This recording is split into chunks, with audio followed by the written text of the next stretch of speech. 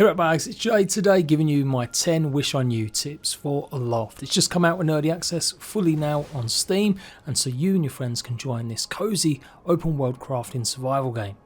Absolutely loving it. I've done a few videos already in live streams and I'm going to be doing lots more individual guides, so make sure you subscribe to see more.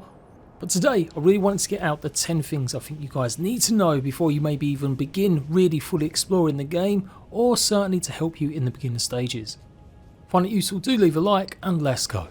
So let's talk about progression. There's basically 3 ways that you'll need to progress. You get a bunch of unlocks by finding obviously these knowledge stones, and in the very first starting areas, the outer ring, there'll be a limited amount of workbenches and crafting stations that they'll give you. After you've found that amount, it will start giving you more decorative items effectively until you make the leap to the next inner ring. Then it should start giving you more of the crafting stations you need once you've got to that stage. So you might work that out yourself, but it does feel a bit sometimes like some of the unlocks are a bit random, but they are meant to be in a set order. Obviously if you join your friend's world, it will carry on keeping progress if you've got the same character. And if you stop getting any recipes, then you found all of them that you can get in that biome. There is a caveat to this though. Some stuff won't unlock until you go ahead and analyze or craft a resource. So like analyzing this micta at the research table, which you get a bit later on, gave me the coating station. This is basically like an extra piece for the upgrade frame. But because I'd already found some other upgrade frame things, like being able to sharpen your tools and weapons, I assumed that I would be able to find the coating one in a similar way by the blue stones. And I totally missed that this had popped up on the right. So as always in crafting survival games, make sure you make one of every resource as soon as you do get the ability to do so, and utilise any new crafting benches that you find just in case it unlocks something else. Anything with a plus sign will have more additional items even if they're not currently showing what they are. So like this campfire right now has got a plus sign, but I definitely have got more unlocks for this later, but I haven't unlocked them or found them just yet. And then we've got the mosaics, and these really are progression blockers. If you don't find these, you won't be able to necessarily get across or really go much further. So you have to make sure you discover the first 2 on the archipelago that you start out on, and then you've got to go and search for the rest of them. So clearly you're not going to be going far without finding or being able to utilise a glider. And then a bit later on you might find one that's going to give you access to the research table as I mentioned earlier, and then that's obviously going to help progression because then you'll be able to go ahead and make the coating station, which you need to go and find one of the final frescoes to allow you the ability to craft something like the loom. And yes, the game does teach you some of this. Obviously the first part of the tutorial is finding lots of these anchors, and these anchors with the lanterns, colourful ones, they'll teach you everything you need to know about navigation, basically giving you brand new sails, and that's something else you'll need. So it's kind of mixing all 3 to really make sure you're progressing to eventually discover the inner ring and pretty much keep travelling to the centre. Number 2, speaking of the centre, you won't be able to get through it until you've gone and progressed, as I mentioned, pretty much all the way to the point that you've got the loom. It's one of the most asked for questions I've seen in the official Discord. How do I make wooden sails? Where do I get the loom? And really, yeah, it doesn't really maybe do enough of a good job of explaining how to get some of that stuff. If you keep finding the anchors, you will unlock the map table, and this will show you where the mosaics have been discovered on that archipelago. And to keep progressing the story, you do need to go to the right hand side of the map, moving from one grid to the next and then the third. If you try going north towards the centre, you'll meet that wall, and if you go to the left, you can't actually go that way as well. So the game kind of does tell you this. It's got the question marks, but you never know, you might have missed them. I don't think it's that obvious, and again, it's something that lots of players have been struggling with where to go, but basically you need to head to this grid, so pretty much the 3rd grid over, to eventually unlock the final fresco. And you do need to find the fresco that's in this grid as well, so don't just bypass it of course, and lots more knowledge stones and other resources. So use your waypoints to not get lost, and always head to the right. So once you've unlocked the loom, you'll then be able to go ahead and make the materials needed to progress to the next ring. For the builders out there that just want all the decorative items unlocked as quickly as they can, then make sure you are stocking up on your charcoal whenever you come across it, and you quickly pick up as much paper or try to start making it. There's obviously loads of pages that you might come across already and found. Obviously you're going to keep them, and yeah, you can literally pick up a whole bunch of decorative items by scanning it.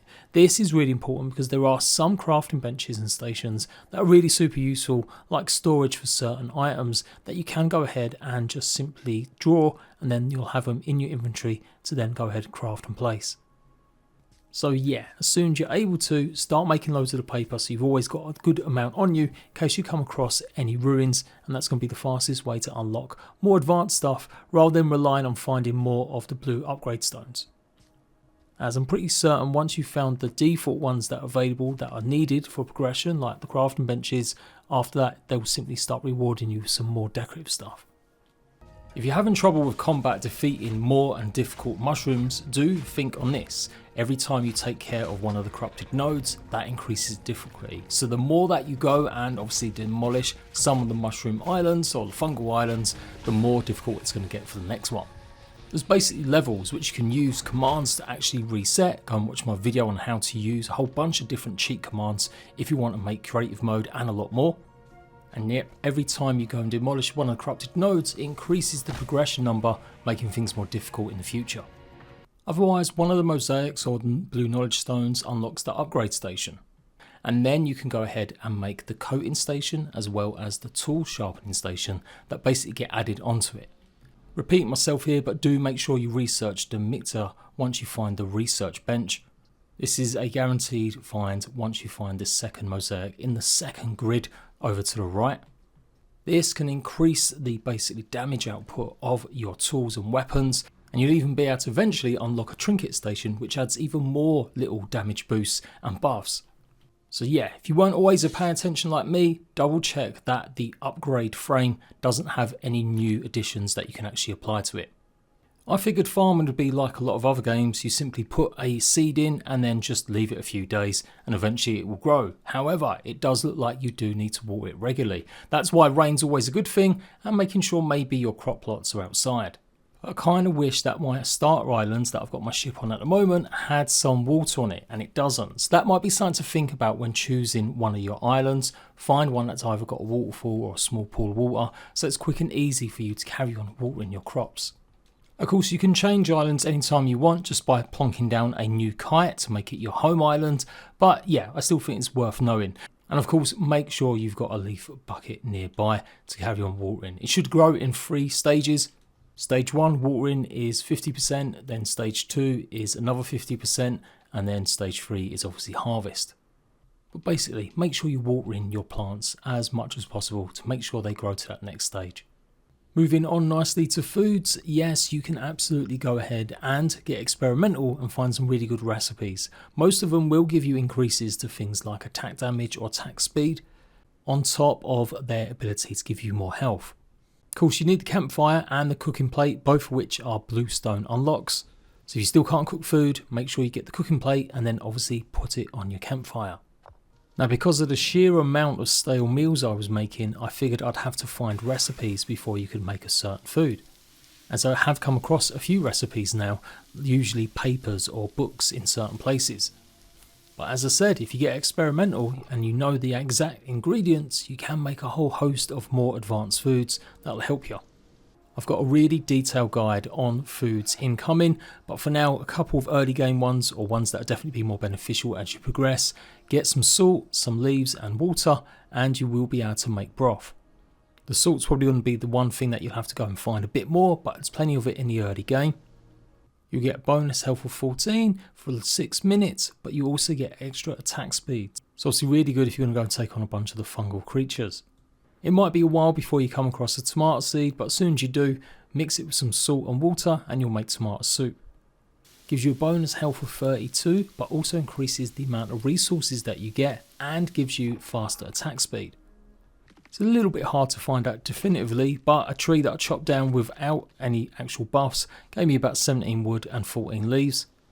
And give or take, every time I then chopped wood afterwards, I got a bit more, and this one got 27 pieces of wood.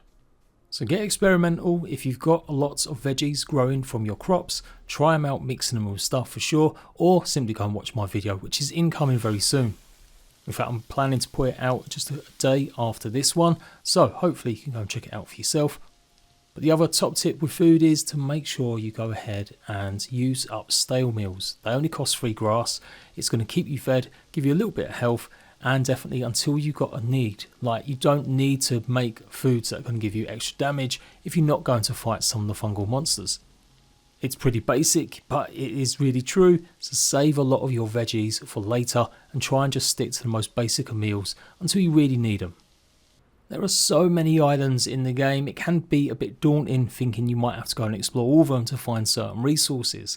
For sure though, when you do, make sure you go and check underneath. There's often small little caves and more. That's where you'll find some of the hard to get resources like salt and some of the hardstone.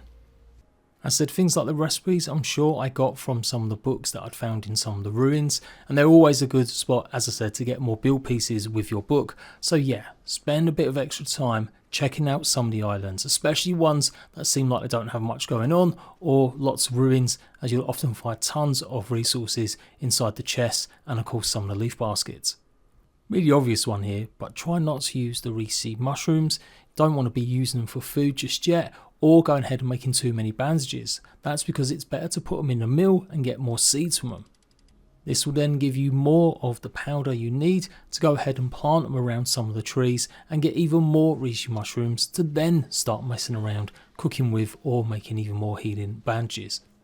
So a bit of short-term pain in not having any heals at the beginning of the game will mean that you've got plenty for the when you really need it, when things get really tough. Likewise, some of the more complicated meals might need some of the mushrooms too. It can be a bit hard to find the reishi mushrooms out in the wild, so that's why it's such a good idea to make sure that you start planting and farming your own. But do remember, if you chop down a tree, I'm pretty sure you don't get actually the mushrooms with it, so make sure you pick them first. The same goes for lots of the bugs. Don't pass up the opportunity to pick lots of ladybugs and some of the blue beetles. If they are on a stump and you go ahead and get rid of it, or a tree, then I do believe you don't actually get the bug. But the more important tip amongst this is obviously really important for making some islands not corrupted. Remember to use your journal book to check the island's status and see what it needs to basically rebuild it. You don't have to heal every island you come across, and especially the islands that you might take some of the animals or creatures like the lambs or the sheep. Unless it's an island that's got some unlocks in it like bluestones or some of the mosaic doors, you can pretty much just leave that island sick. You're going to need a lot of wool, so it's really important to get some of the early sheep onto your island and sail away with you. Eventually you will discover much more islands with tons of sheep on as well. I still think it's really important to send home as many of the animals as you can. They will stay on your island, you just got to make sure you feed them regularly, and then they'll give you plenty of chances to go and get the wool with the shears. And with some of the adults, then yeah, just simply pick them up and basically jump off, hopefully onto your ship that you've manoeuvred underneath. Just make sure you've got all the resources off that island and any unlocks first before you steal any creatures. And lastly, for now, take full advantage of the island creator. It's still a work in progress, so some things may be a bit buggy, and some people might think it's a bit too OP and powerful, but effectively you can create the island of your dreams. If you're looking for just a boost to give you a bit of a head start, or maybe you want an island filled with some of the structures that you can't actually get or make yourself, then this is a perfect way to add some. It does take a while to get used to, and there's probably going to be some guides on how to get the most out of it. Who knows, maybe if I get better, I can even make one. But you can add any resource node you want, any type of island. If you just want to make something cool that you can build the rest of your airship on, then you can do all that. You can even put creatures on it, random spawns, all sorts. Once you load up your game again and you go and press the tab button, it will bring up this option on the far right. Click on that and you can click despawn home island. This will get rid of your island, don't panic, put you on the last one that you was on. And I promise you'll be able to get this back as long as you don't click the delete button. I do believe that's the one that might get rid of it permanently. And then you could go ahead and just spawn the one that you previously had. You can see it's listed there, Home JP, or go and get one from the workshop. You then literally get this giant massive orb and you can go ahead and place it, and there you go. There's your new home island for you to mess around with. There are some great options already available on the Steam Workshop. I can't wait to see what the community can come up with in the future. Adventure maps, puzzle maps, parkour and more. This is going to be a great idea, definitely. Some might view it as a little bit too cheaty, others just like the idea of having something beautifully crafted for themselves to then customize and add a bit more to, or like I said, make your own creation. Just go and browse all the creations in the workshop page on the Aloft game page, and I'm sure you'll find something cool. Click subscribe and it will automatically download it straight into your game.